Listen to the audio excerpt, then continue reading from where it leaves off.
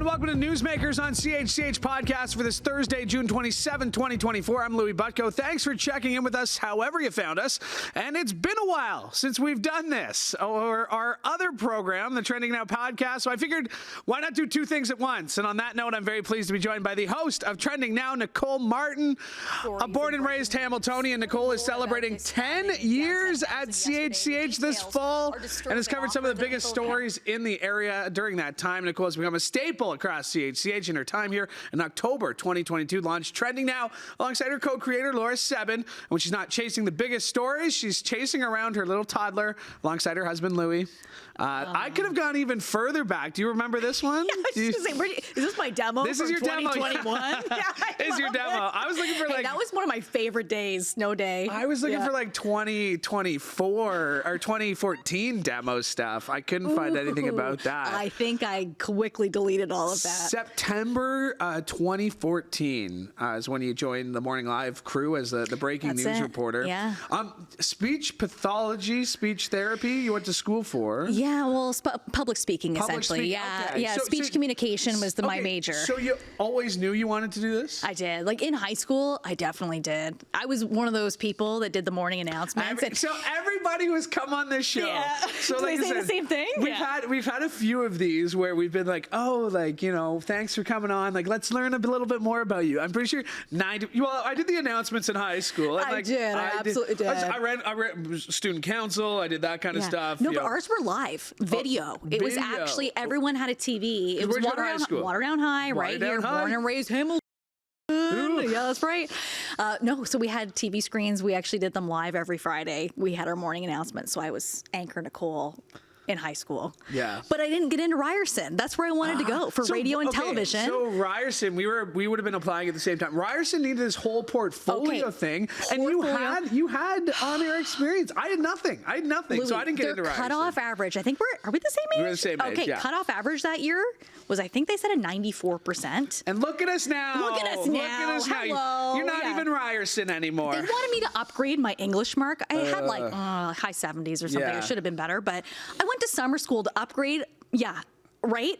Out of grade 12, summer school to upgrade my English mark. I still was on the wait list. So they were like, I was emailing, calling every day to be like, have I moved up at all? No. I got a 90 something in summer school. Can I come in now? No, it was a no. So I was like, okay, it was August. Where am I going to go in September? Yeah.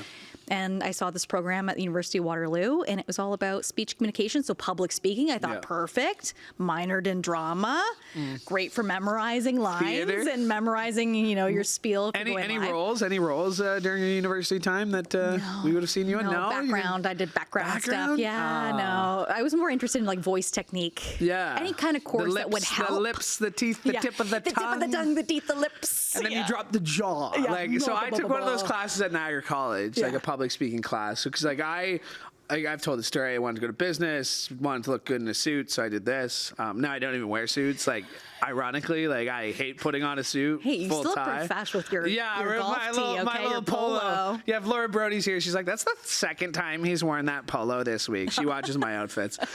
So you always wanted to do this. Where did that spark start then? I don't know. Well, actually, I do know. I was. I would have been 13 or 14 years old. I actually went, they had an audition for Cable 14. I thought, oh my, I've always watched the news. Always CH growing up. Also CBC. I had the National on.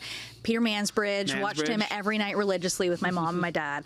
So I think I just knew that, I'm so interested in news. This is what I want to do. So yeah, when I was 13 or 14 years old, I went and I auditioned for their like entertainment reporter. Yeah. So I got to do that when I was in high school. And that's awesome. Yeah, I knew I really loved it. So I had to figure out a way to get back into it. And you got back into it. So 10 years here, like when you think of, like even me telling you that, because you brought it up the last time we did podcasts, which was the 70th anniversary. It was a Trending Now podcast. But you kind of said that, like, oh yeah, 10 years. 10 and for me, like, I've been here 2 years, not It'll 10. Fly I know. So like talk about how quickly it's flown by and just how you've grown as a broadcaster since then. Well, it has. I mean, I watched one of my very first morning live hits, and this is how I sounded. thank you so much, Bob and Annette. We're over here at the Ford plant. And like, it was bad. It's bad. So I have my voice says that's how you sound now. Oh, so. Thanks, Mike. No, I had to do so much work to try and lower my voice. Yeah. So that's definitely changed. You just you start to know people within the community. You then start memorizing counselor names from Hamilton, Halton, Niagara.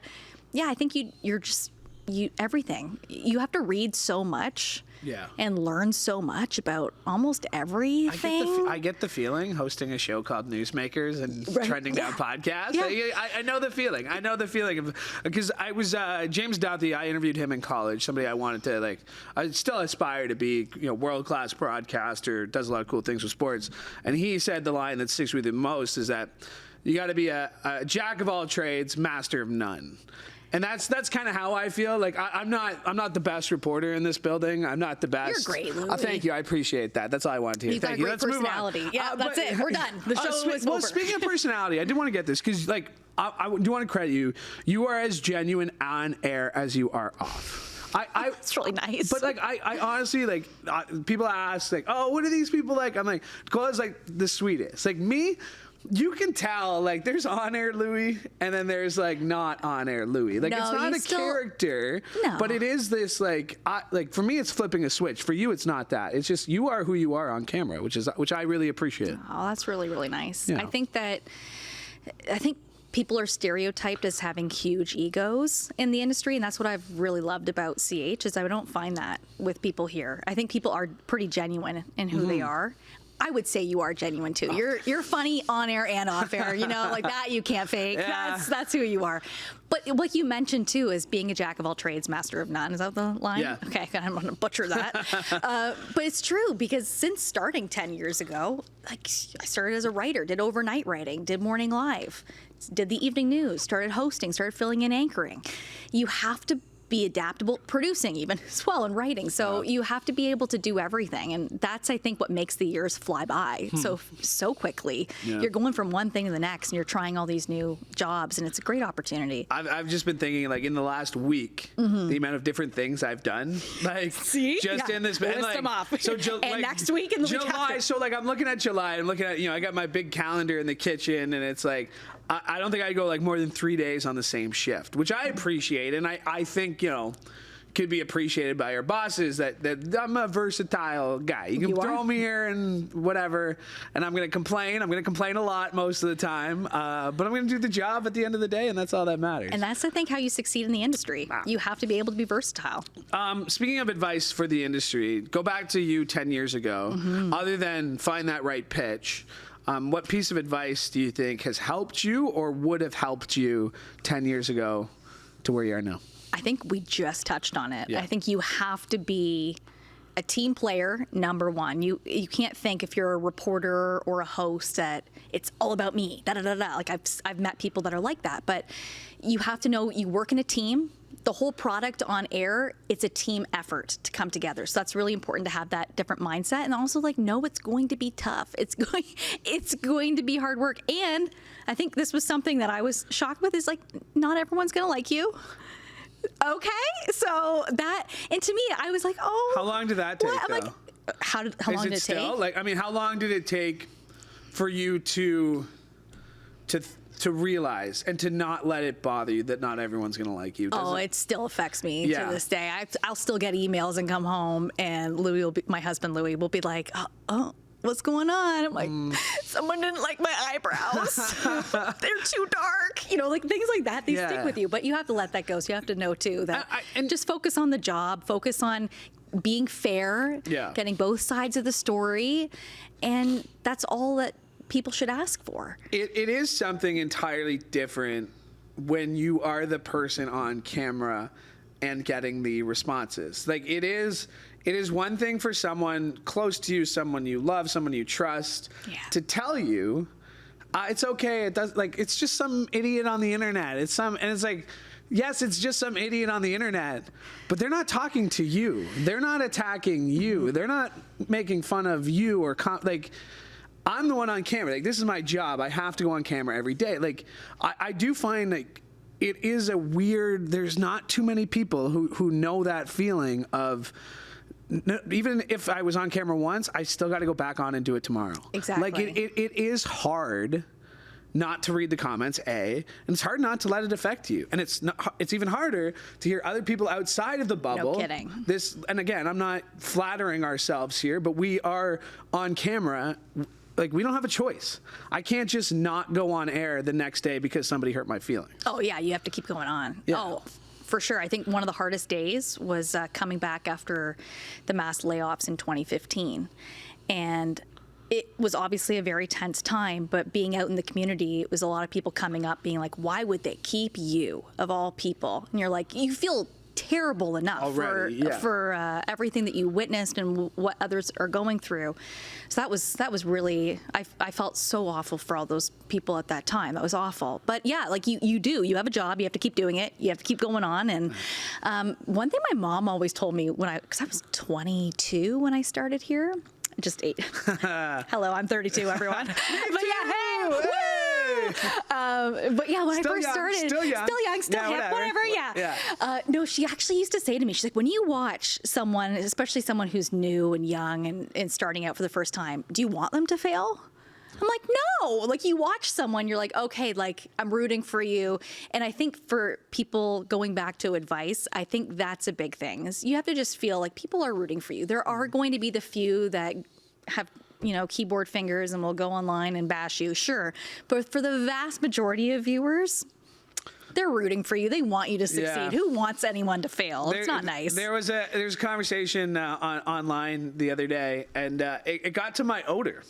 What? Which was a new one for me. I think it said he looks like he smells or something like that. And I was like, that's a new one. That's a new one. And like, I would hope my coworkers would tell me if I smell. Well, I just want to set the record straight. We stand close together for Trending Now on Fridays, and you do not. I've never. Thank you. Never. Can we cut this part out and put it on? If anything, it would be me and like my coffee breath. I'm probably the disgusting one of the two of us. Corson says he tells me every day I smell, but I thought you smells good. Like, I thought that's what he meant. It smell good. All right, let's talk about Trending Now, because right now, I'm getting the text messages. We are going through a bit of a transition on Trending Now. We mentioned it a couple of weeks ago that Laura Sebin, our longtime co-creator and producer of the show, is moving on.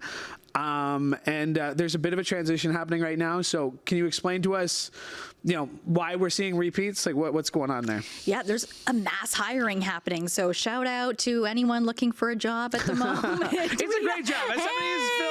Somebody's filled in on a reporter. It's great. Okay, we've got a reporter position opening up. We have VJ positions for the evening news up. So yeah, there's just a lot of hiring taking place and a lot of training taking place. And so with a situation like that, there just have been days where there hasn't been enough staff to do the full show. And so, we're doing repeats for now. We're doing a lot of work behind the scenes. Absolutely. We're putting together a nice show that can run at any time, looking at all the trends so far with entertainment, news, sports, everything for the year so far. So that'll be coming your way next week. Yeah. And that's pretty much where we're at the moment. Moving on from Laura, obviously irreplaceable. Helped you build the show to what it is. What are you nervous about without Laura there? Everything. Are you kidding me? You've talked to Laura many a times. She's the type of person who just knows everything about everything. Like, you bring up the Oscars, she's like, oh yeah, like I don't know movies off the top of my head, right? Like, she just immediately knows any TikTok trend. Yeah. All of the trends, like she's like, oh, that'll be a hilarious meme. That's the meme of the week. Let's put that in.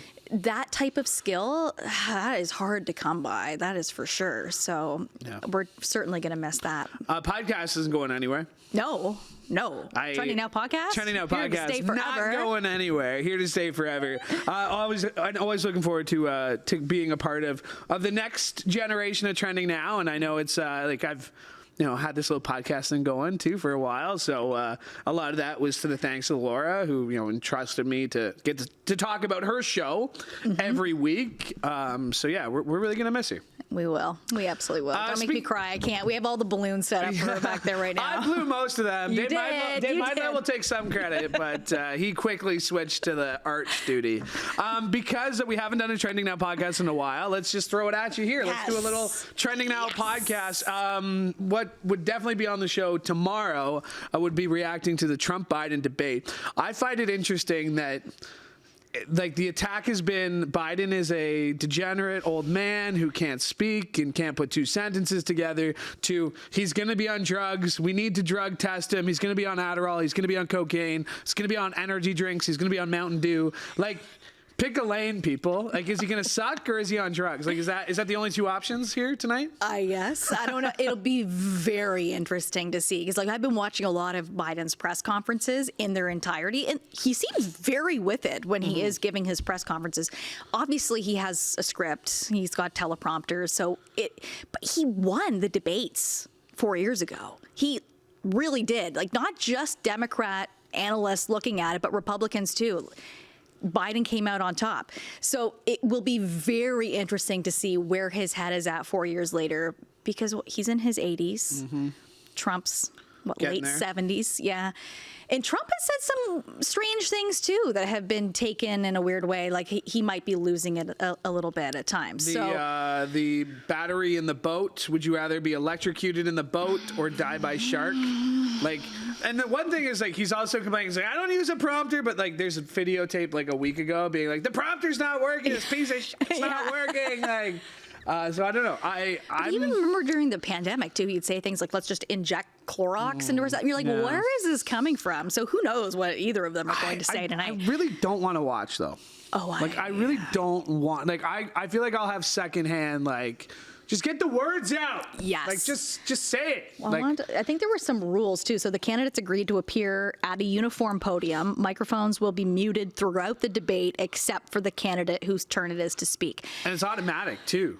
It's just an automatic. Mute. Yeah. Oh, see, that won't be good for Trump. But he is very expressive with his faces. Remember when he was debating Hillary Clinton? He would just sneak up behind her too and stuff. So it's wild, the preparation that goes into a night like this. Well, apparently Trump has been prepping by interviewing with hostile news organizations, which included Corey Lewandowski, his former campaign manager on Newsmax. Biden has been holed up at Camp David getting ready. All of his personal attorney puts on a full Trump persona and goes after him and their prep. But the surrogates are going out there and they're doing their thing. So it'll be interesting to see. It's the earliest presidential debate ever. We've talked about this, right? The election is in November. 4 months now, less than just over 5. Let me do the math there. 5 months. This is going to be a huge part of Trending Now for the next 5 months. No? I know. Buckle up. It's going to get wild and rocky. Here we go. Something else that's going to get wild and rocky. What's going on with the federal Liberal parties losing a seat that they'd held for decades in downtown Toronto? You look at the riding map now. It's a lot of red and one spot of blue in there now. Worrying sign, I guess, if you're Justin Trudeau and the governing Liberals, because it doesn't look good right now for them. No, there's a CBC article that just came out this morning talking about Liberal MPs apparently calling for a caucus meeting ASAP, and they may want Trudeau to step down. That will be very interesting. We could very well have a leadership contest for the Liberal Party before we even get to the election next year here in Canada. It's a shocking. It was close, obviously, between the Conservative and the Liberal candidate for Toronto St. Paul's. But it's never close, okay? So it doesn't matter. It's always Liberal. Even when they lost, I can't remember what year it was.